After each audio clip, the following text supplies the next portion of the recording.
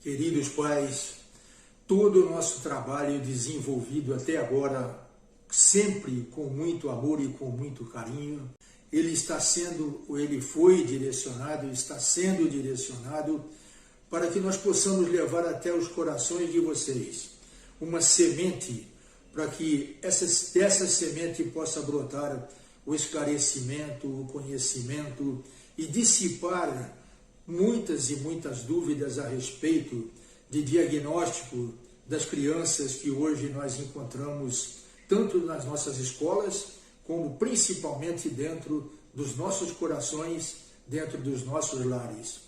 Não é possível mais, como já dissemos, que essa confusão persista.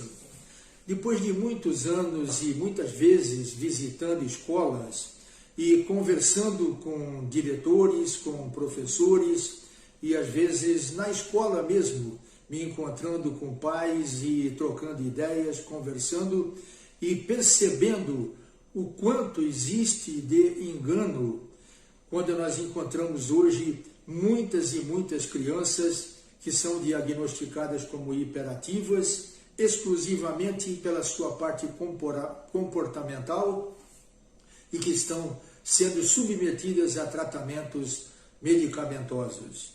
Então, nós precisamos ter os esclarecimentos ideais, os esclarecimentos certos, para que as crianças não sejam direcionadas de uma maneira equivocada. E por isso é que nós sempre abordamos assuntos a respeito de crianças hiperativas e de crianças índigo, porque nós já dissemos já várias vezes que não se pode mais confundir características semelhantes quando essas características não são as características próprias de cada uma delas. Então, por exemplo, uma criança hiperativa, ela costuma ir mal na escola. Uma criança índigo também costuma ir mal na escola. Nós precisamos avaliar se essa criança ela está indo mal em todas as matérias ou só em algumas matérias. Porque pode acontecer de estar indo mal só em uma matéria ou em todas as matérias. As crianças índigo também estão sujeitas a isso. E as crianças índigo estão sujeitas a isso por quê? Um índigo que está enquadrado dentro de uma determinada categoria, categoria essa que nós vamos, pouco a pouco, nós vamos mostrando a vocês quais são elas, porque os índigos estão divididos em 4 categorias, ou seja, os índigos humanistas, os índigos conceituais, os índigos que podem ser artistas e os índigos multidimensionais. Essas categorias nós iremos então discorrer sobre elas a seu tempo. Mas o índigo que está enquadrado dentro de uma categoria, ele não vai conseguir prestar atenção em matérias e não vai se interessar de maneira nenhuma por matérias que não se encaixam naquilo que será a sua vida futuramente, naquilo que ele terá que aplicar na sua vida futuramente. Ele só se interessará por aquilo que vier a se encaixar perfeitamente na sua vida profissional no futuro. Diante das situações que nós estamos aqui expondo a respeito dessas dificuldades nas comparações feitas entre hiperativos e entre índigos, eu quero que vocês, pais, que tiveram seus filhos diagnosticados como hiperativos, que entendam que as nossas colocações, quando a gente fala muito mais das características dos índigos, é exatamente para que vocês possam, em conhecendo as características de um índigo, fazer as comparações e ter um modo de pensar um pouco melhor nas características do seu filho. Se realmente ele é um hiperativo e passar a questionar isso. Então, diante daquilo que acabei de expor, eu gostaria que vocês, pais, questionassem sempre se o seu filho realmente é hiperativo. E é importantíssimo saber que os índigos, eles são extremamente questionadores. Eles falam muito e são questionadores. Eles querem saber por quê, como, quando, por que eu não posso fazer isso?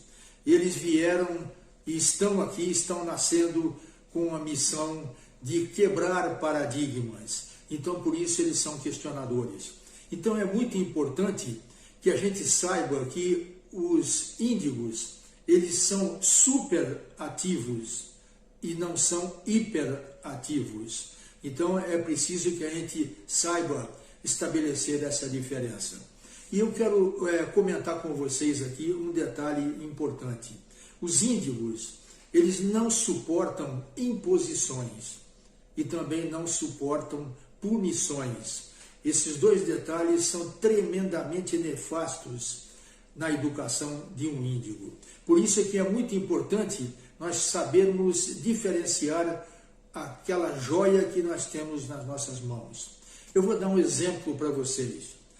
Vocês têm um filho que chama Pedro, e o Pedro está vendo televisão, ou está no seu tablet, ou então está no seu celular, vendo o seu desenho, o seu joguinho, seja lá o que for. Ele está hipnotizado naquilo que ele está vendo.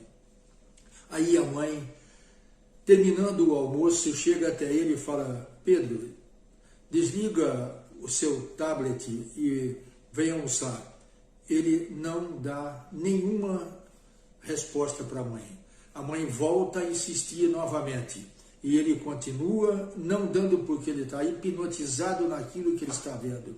Aí a mãe vem outra vez e assim sucessivamente, até que ela, perdendo a paciência, fala: ou você vem agora almoçar porque seu pai está chegando, ou então eu vou desligar o seu tablet.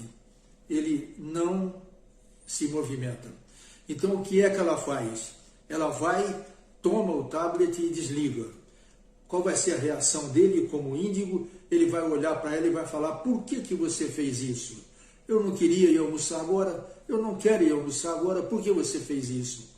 Aí a mãe, não sabendo quais as características e nem o que seja uma criança índigo, simplesmente ela vai entender aquela reação do Pedro como sendo uma falta de educação, uma má criação, respondendo a ela. Então, o que é que acontece nesse momento? Aí perguntam assim: como é que você faria então para resolver? Seria muito simples. Ela tendo conhecimento de que ela tem nas mãos uma joia que precisa ser burilada, que precisa ser polida, ela não faria uma imposição e nem faria a punição que fez. Simplesmente ela chegaria e falaria com ele em termos de negociação, vamos assim dizer: Pedro, a mamãe terminou o almoço, o papai está chegando para almoçar, o que você acha de almoçar junto com a gente? Nós ficaríamos muito felizes de estarmos todos juntos à mesa para almoçarmos. Ele provavelmente iria desligar o tablet tranquilamente e iria almoçar. Assim é que deve ser a conduta, e nós vamos comentar mais a respeito disso. Mas o mais importante é que você, pai, você, mãe, saiba que efetivamente você tem um filho índigo, ou então você, pai, você, mãe, saiba efetivamente que você tem uma criança hiperativa, que tem, outra vez frisando, características semelhantes, mas que não são iguais e que não podem ser conduzidos na vida da mesma maneira. Inscrevam-se no nosso canal Medicina do Equilíbrio no YouTube, porque assim juntos seremos muito mais fortes. Vamos juntos nesta jornada.